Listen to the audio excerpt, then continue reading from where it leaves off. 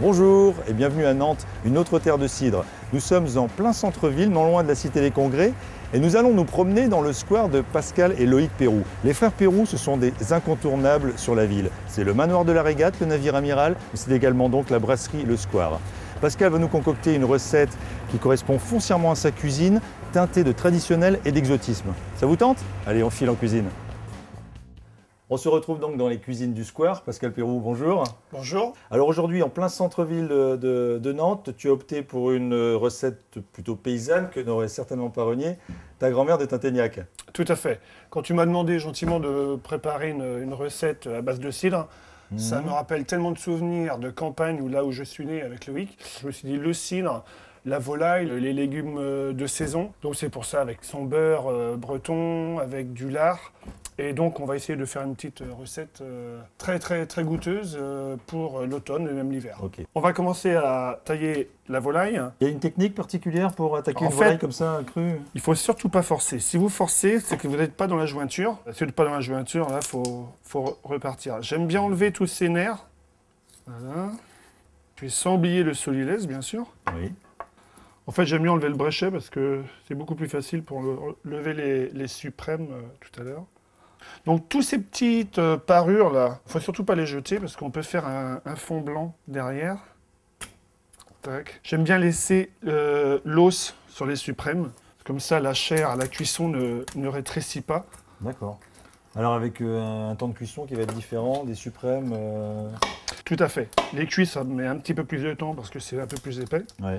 Maintenant, je vais faire chauffer ma cocotte. C'est de la pancetta que j'ai pris. Donc, il faut la faire fondre. Donc sans matière grasse. Voilà, à sec. Alors, les légumes, aujourd'hui, nous avons des oignons, des carottes, navets, céleri, panais. Un légume oublié, mais pas pour tout le monde, pas pour les Anglais, parce que c'est très populaire en Angleterre, le panais. Et le céleri branche.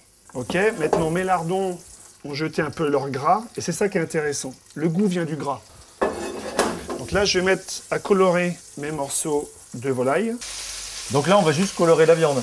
Alors, juste la saisir. La coloration est quand même assez importante, dans le sens où ça va donner du goût. Quand on va faire notre déglaçage, on va garder bien nos sucres. On va assaisonner de sel, bien entendu. Bon, là, je vais retourner mes volailles. Tu as pu remarquer que j'ai mis déjà côté peau en coloration. Les deux côtés de la volaille sont colorés. Je vais les retirer. Et l'importance, en fait, de cette recette, il faut que les sucres soient juste bruns, d'accord, sans qu'ils soient brûlés. Je vais rajouter mes légumes qui ont été déjà tournés, ok, avec un petit peu de sel. Alors maintenant, quand c'est bien coloré comme ça, je vais remettre ma volaille dans ma cocotte. La volaille au contact de la cocotte. Comme ça. Je prends mes 2 morceaux de gingembre que j'ai épluchés, que je mets maintenant. Et là, je vais ouvrir mon cidre et faire mon déglaçage. Par contre, il faut bien vérifier quand même la cuisson des légumes. J'ai du navet, ça n'a pas le même temps de cuisson que les carottes, que le panais, tout ça. Donc on va sonder, puis on va aller à la pêche. Je rajoute un peu de fond blanc. Donc le fond blanc, c'est... C'est un bouillon à base de carcasse de volaille. Ok, d'accord. Le gingembre, je le garde à peu près un quart d'heure. Et pour donner un petit peu de fraîcheur, j'aime bien le vinaigre de cidre qui accompagne ce petit truc-là. Voilà. Donc mes carottes sont cuites, c'est qu'à le dire. Ouais. Donc on va garder les légumes au chaud, le temps juste que la volaille termine de cuire. Et pour terminer, on va prendre la Granny Smith. Là, c'est pour l'acidité, pour... Voilà. Et ce qui est intéressant dans la Granny Smith, c'est la fraîcheur, son acidité, et puis son côté croquant. Donc il y a 2 atouts qui sont sympas. Et ça, alors moi, ça c'est mon coup de cœur, c'est ça. Avec les choses très fin.